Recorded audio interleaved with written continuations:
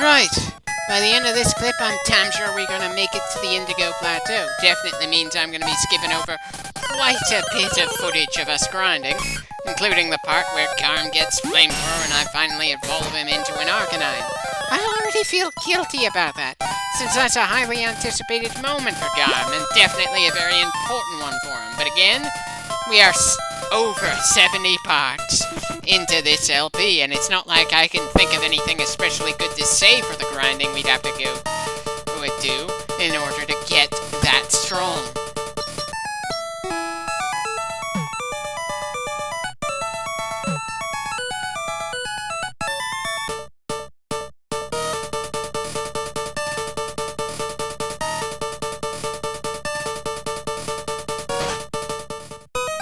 Bloody hell, we have to reactivate the switches again!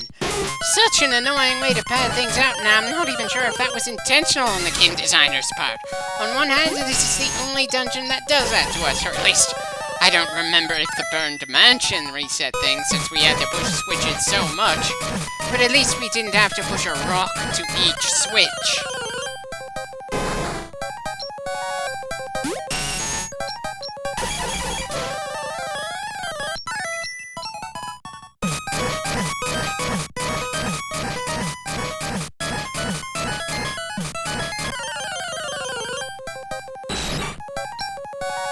I can't decide if I like this old artwork of the Golbat or prefer the stuff it's stuck with from here on. It's mostly a matter of the way the eyes look. Both are kind of funny to look at, simply because most of its body is mouth with no room for any imagination for their internal organs. Have I mentioned that already in this LP? I know I can't help wishing that the game had more artwork that was more notably different from the artwork of the same creatures in later games in the series.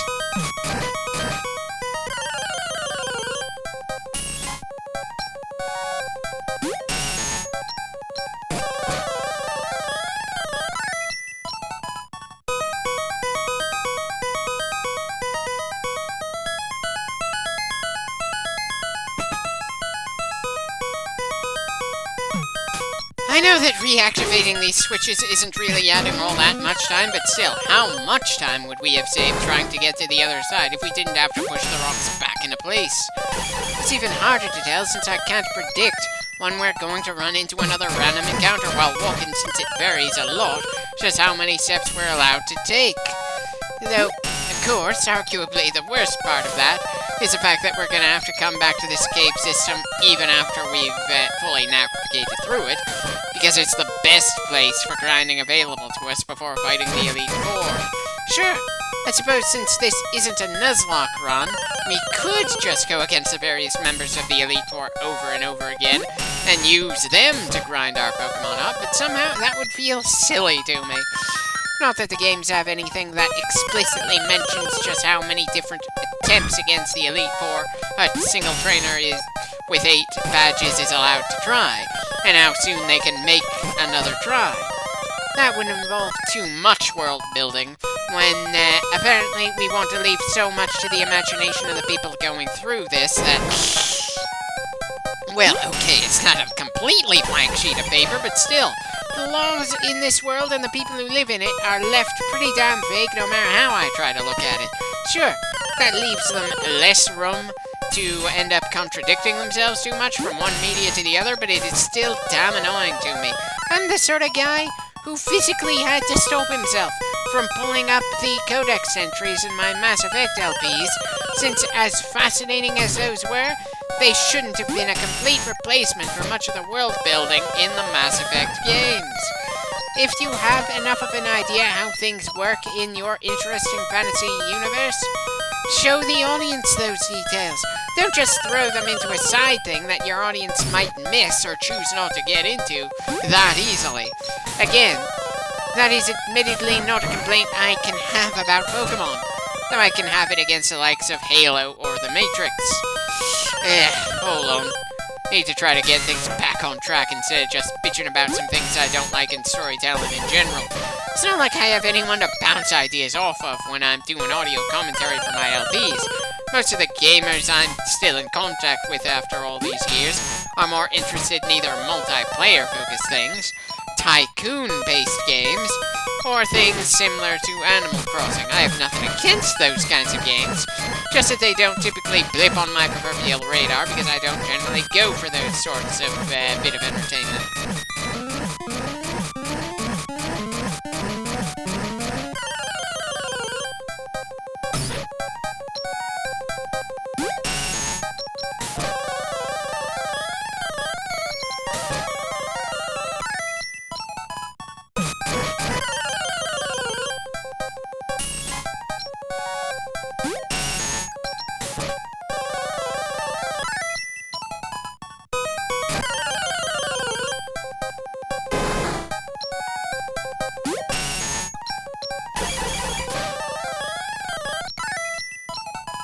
Really find it annoying that the only time we can find Onyxes with any real frequency is this late in the game when it just doesn't have any potential to be a late game heavy hitter.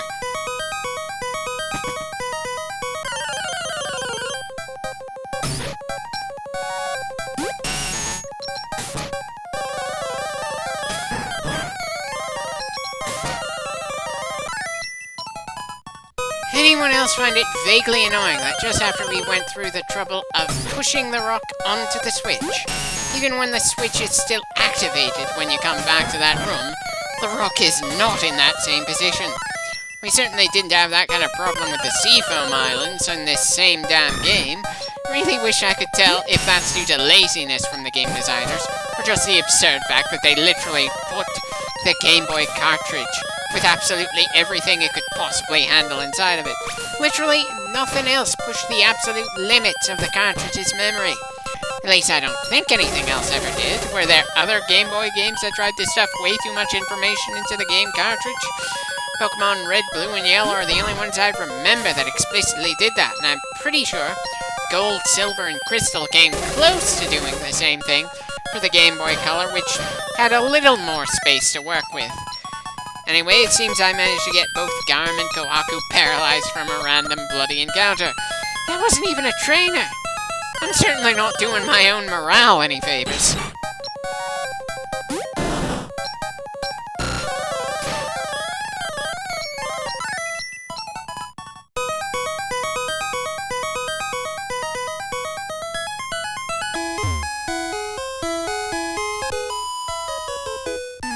I believe we've already shown just how not quite good I am in Pokemon Stadium, and I somehow doubt you're on par with that kind of challenge. Kind of hoping you prove me wrong, though.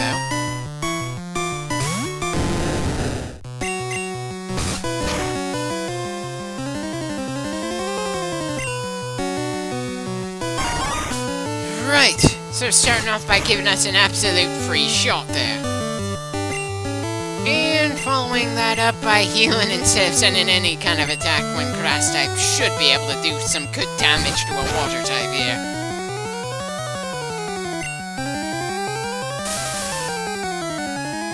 Well, there've certainly been a lot of status effects thrown around in this clip, haven't there? Again, have no idea why the flute that wakes Pokemon up sounds like it's playing a lullaby meant to put people to sleep. Not really sure what would have been a better tune, though, off the top of my head. At the very least, them playing Reveille would feel like it clashes with the overall game atmosphere, since the only military man, as far as we know, is Lieutenant Surge. And great, just thinking about that guy again makes me once again wish the game mentioned something about whatever war he was a veteran of. What it was about, who it was against, that sort of thing.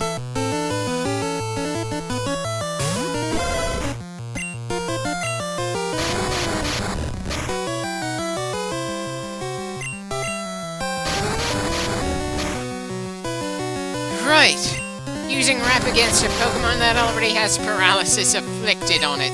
Bloody hell, poor guy.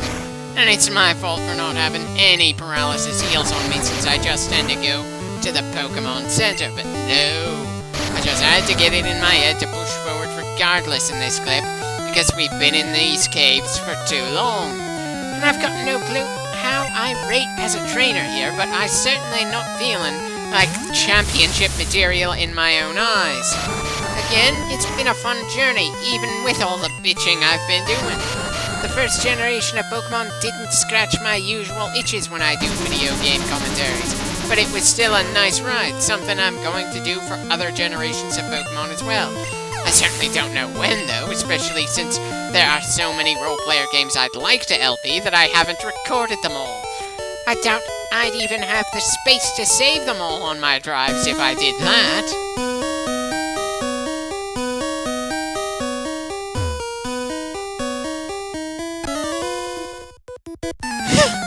Chosen, huh? Well, it's probably easy to choose when the pool is just people who collected a certain number of badges, so I somehow doubt that the trainers we're running into on Victory Road have beaten 8 gyms.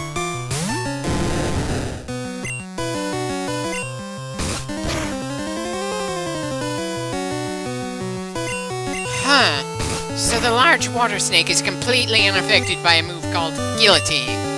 Granted, it'd be a little difficult for a crab to get its pincers around such a massive neck, but I can't help imagining anything snake-like would easily slither out of the traditional kind of French guillotine setup.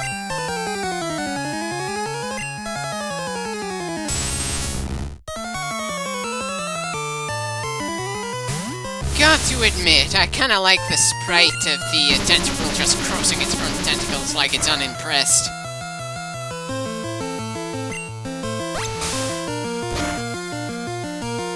Sorry, big guy, but I'm more unimpressed by your attack than I am with Neo's attack.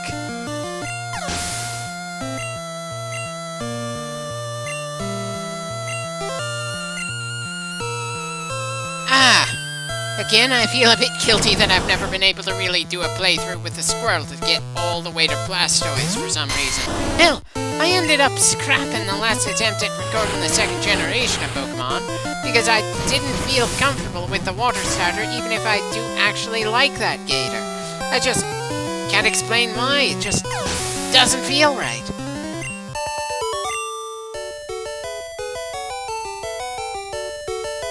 Well, I do, considering just how many trainers we've taken down so far.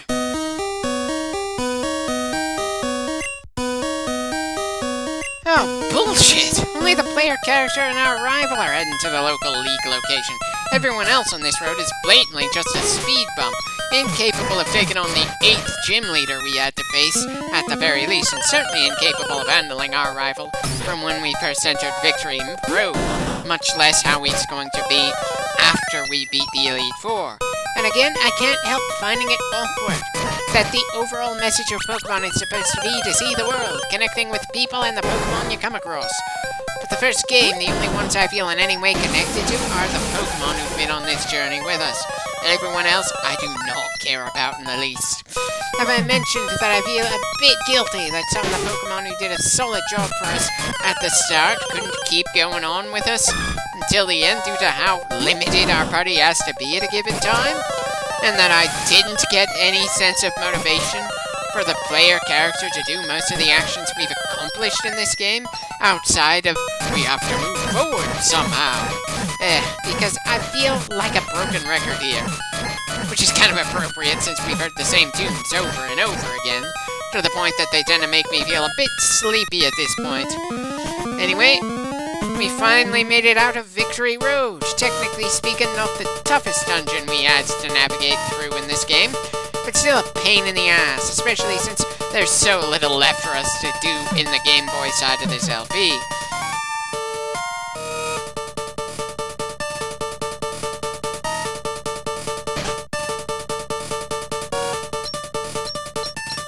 Nice that they have a Pokemon Center installed into the same building with a store in the Elite Four that we're gonna have to face next.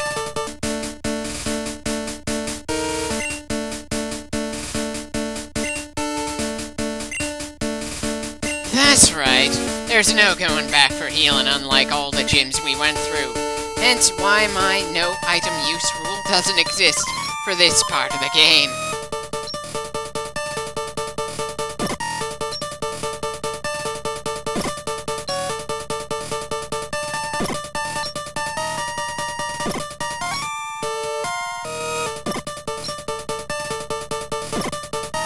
Not even sure why I'm depositing those moves, since it's not like I'm planning on teaching any Pokemon those tricks.